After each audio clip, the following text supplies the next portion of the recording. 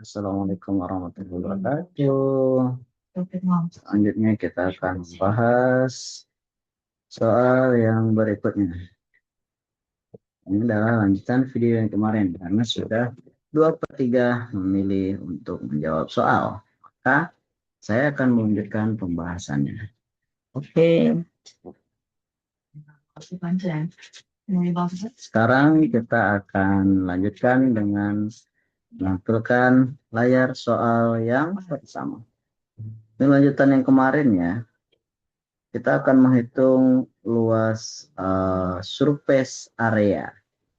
Yang pertama, untuk mencari luas permukaan atau surface area, kita harus menentukan dulu masing-masing daerah ini. Area yang pertama untuk yang ini kita buat seperti ini. Nah, ini kita sebut area yang pertamanya ya. Kemudian ini adalah area yang kedua, kita sebut ini area yang kedua. Ini yang pertama tadi ya.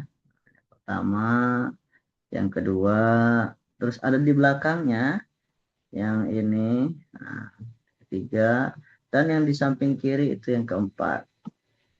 Nah, terus selain itu ada area yang di atas ya. Area yang di atas tandain warna dengan warna biru ini, dan di bawah ada juga area yang di bawah. Oke. Pertama, artinya yang merah ini kita hitung ada 4. Jadi 4 kali area merah sama dengan 4 kali areanya kan panjangnya 20 dan lebarnya 10 karena bentuknya seperti kuboid. Jadi 4 kali 10 kali 20 sama dengan 4 kali 10, 4 kali 200 ya. Sama dengan 800. Nah, itu SA yang pertama. Yang kedua, kita hitung dulu yang atas dan bawah. Yang atas dan bawah kan ada 2 tuh ya. Sekarang artinya 2 kali yang warna biru ya.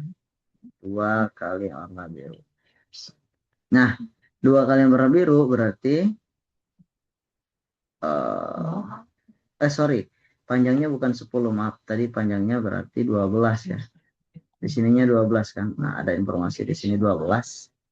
Maka panjangnya 4 kali 12 kali 20. Berarti 4 kali 240.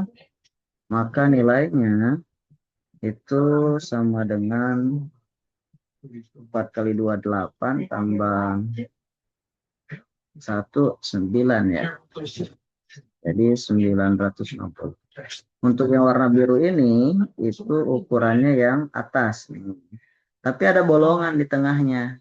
Berarti kita luas yang di luar dikurang luas bolongan tengah ini.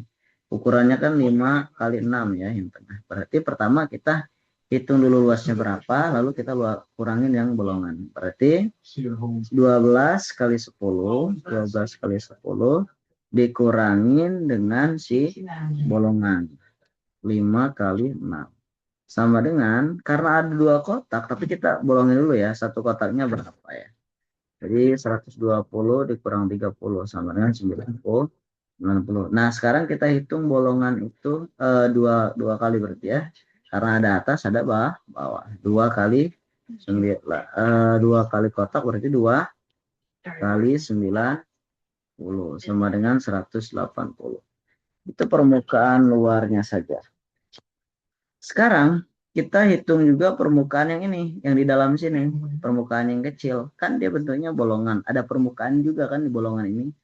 Nah, maka di kotak kecil ini kita hitung ada berapa sisi, 1, 2 kanan, 3 belakang, dan 4 kiri. Jadi kita hitung 4 itu saja. Jadi yang ketiga bahasanya Pak Andri akan hitung sisi yang warna hijaunya ini ya.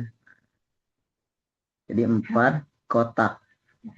Di mana setiap sisinya itu luasnya sini 6, tingginya adalah ini kan 6. Oh, nggak bisa jadi 4. Kenapa? Karena ininya berbeda sisinya.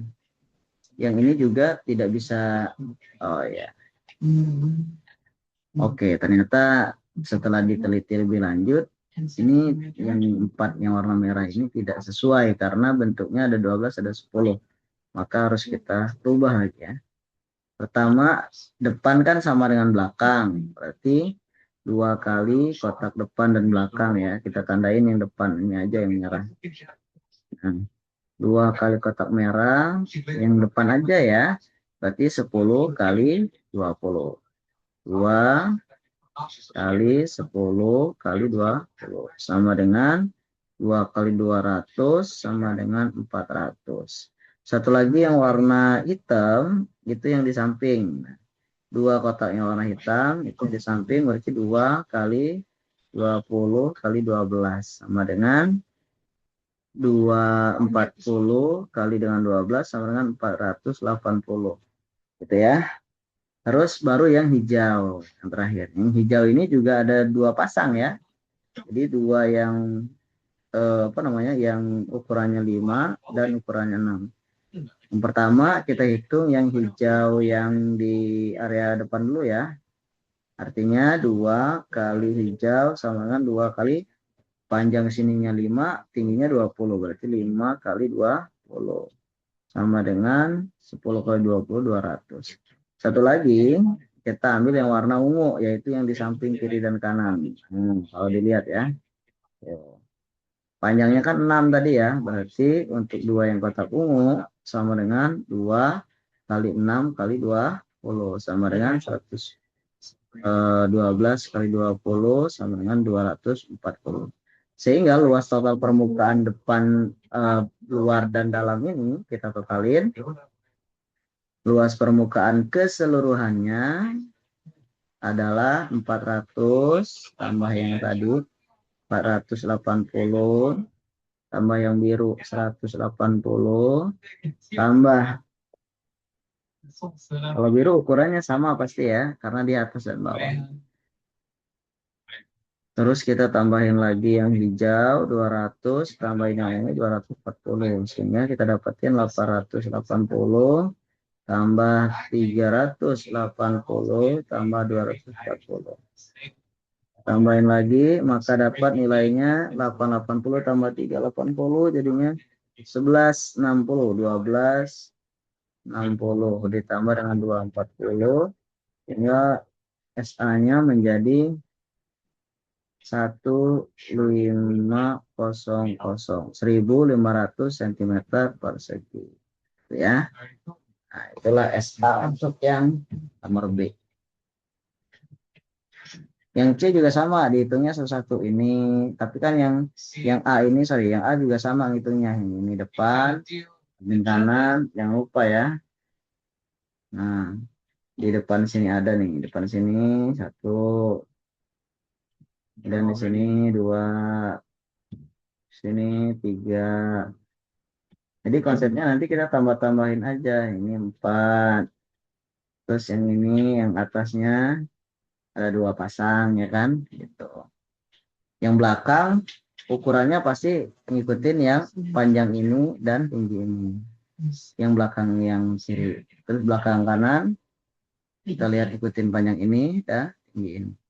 Jadi kalau dihitung 1, 2, 3, 4, belakang sini 5, belakang sini 6. Dan atas sama bawah ini 7.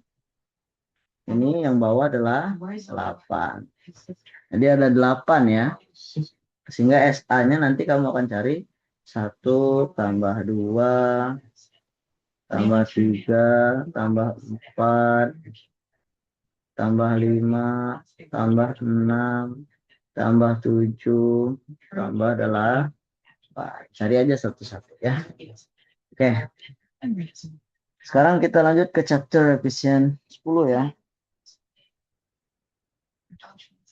A book has 200 pages. Samuel wants to find the number of difficult words on any pages.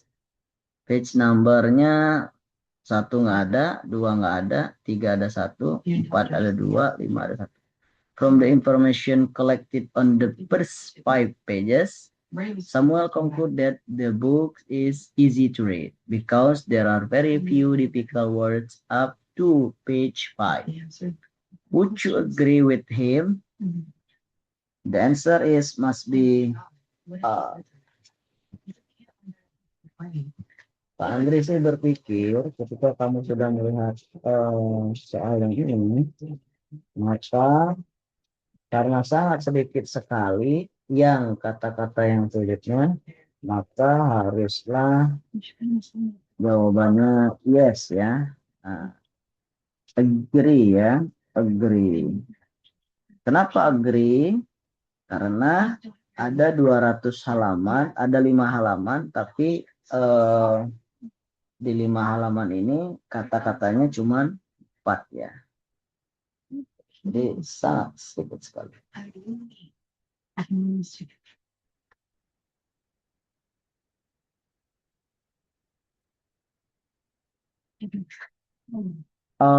Tapi sebenarnya anak-anak, kalau ini kan disagree ya sebenarnya. Kenapa disagree? Karena di sini ada 200 halaman. Sedangkan di 5 halaman awal aja itu ada 4 kata. Nah, kalau bayangin 10 halaman, berarti ada 8 kata. Anggap saja kelipatan lagi, anggap saja 100 halaman. Berarti ada 80 kata. Kalau 200 halaman, berarti ada 160 kata. Maka kita tidak bisa setuju dengan pendapat ini. Kenapa? Karena di 5 halaman awal aja itu sudah banyak kata-kata yang sulit ya. Ada hitungannya 4. 10 halaman bisa jadi 8, 100 bisa jadi 80, 200 bisa jadi 160 kata yang sulit. Jadi difficultnya, tapi balik lagi, kalau kita berkata dalam 200 halaman itu kan ada banyak katanya ya. Misalnya ada 2000 kata. 160 dari 2000 kata itu sedikit gitu. 160 dari 2000 kata. Jadi tidak terlalu banyak. Tapi kalau berbandingannya dengan halaman, 160 kata di 200 halaman itu cukup banyak. Jadi yang mana? Tergantung sudut pandangnya.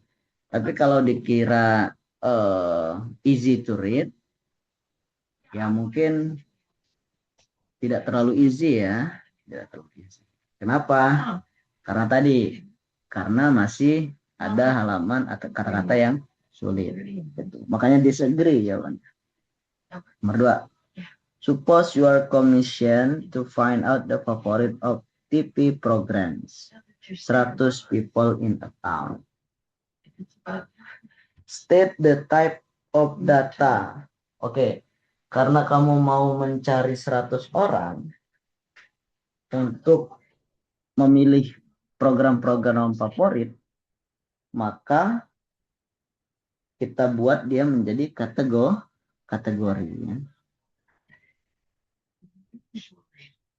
Kategori itu seperti jadi nama-namanya langsung. Misalnya kita kategorikan dia programnya TV program horor misalnya ya, atau sinetron, atau movie legend, atau sport. Nah, itu berdasarkan kategorinya. Itu kalau kita mau favorit. Nah, tapi kalau yang bentuknya apa namanya? Discrete, iya kan? Kalau discrete itu dia datanya hanya, kalau di contohnya sih misalnya dari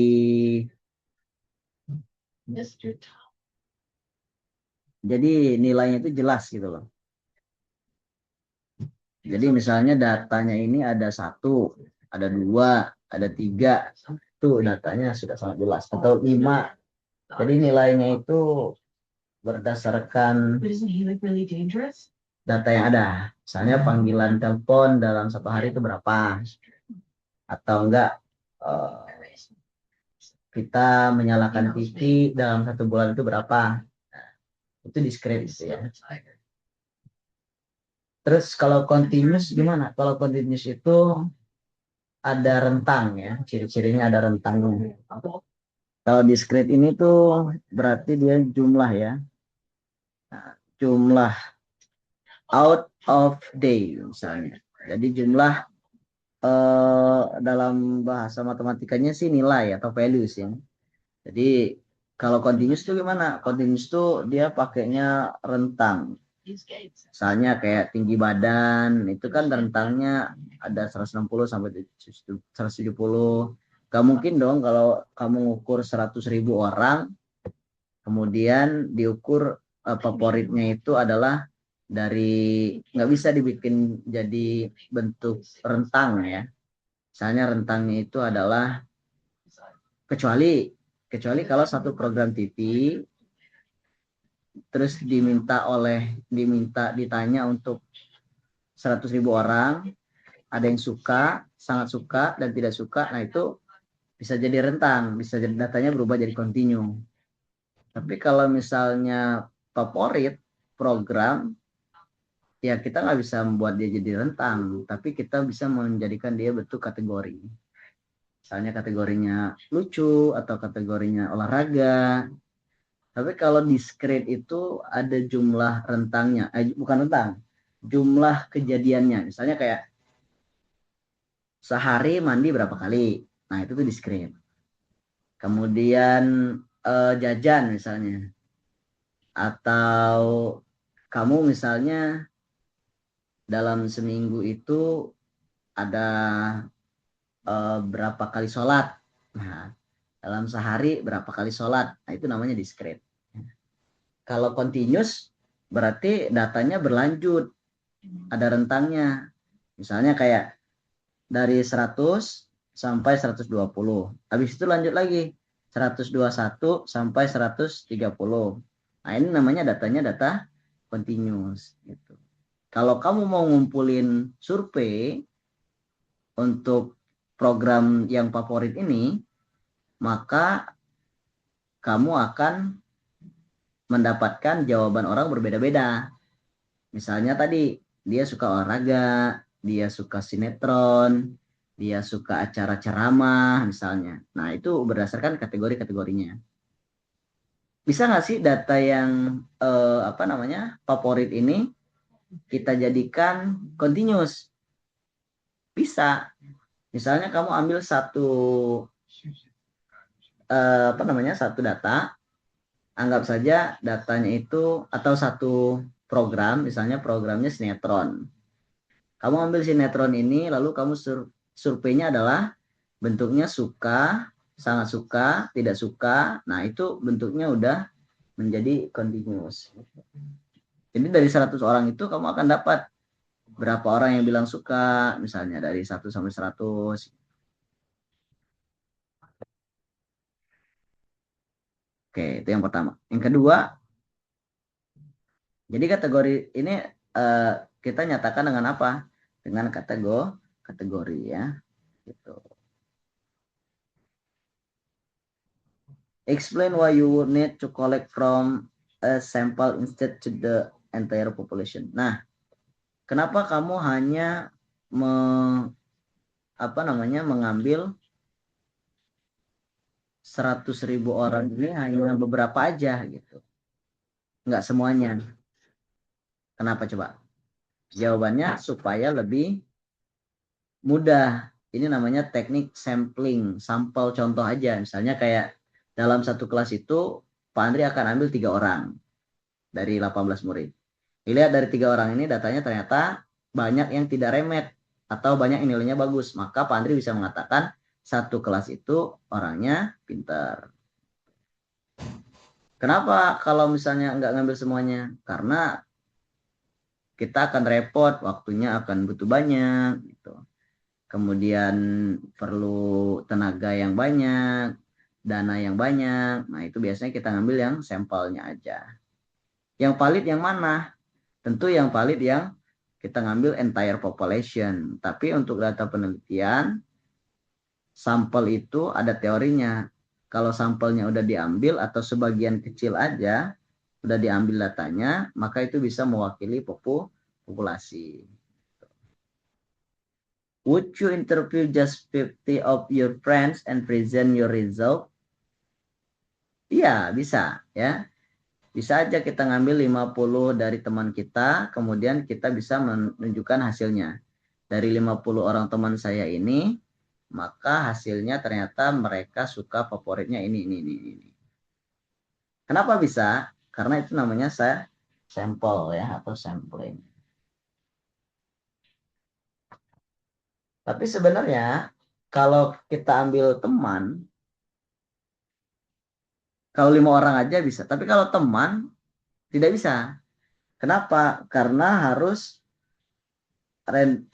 acak. Kalau teman kamu semua, bisa aja teman kamu itu favoritnya adalah olahraga semua gitu. Karena kamu sudah satu circle. Jadi udah tahu tuh sama-sama sukanya itu di mana. Gitu. Jadi 50 partisipan ini namanya random sampling. Random sampling itu adalah sampelnya itu ngacak aja, acak. Jadi nggak boleh orang yang dalam satu kelas, kita nggak milih A, si B, si C, nggak. Diacak. Oke, itu dulu. Terima kasih. Assalamualaikum warahmatullahi wabarakatuh.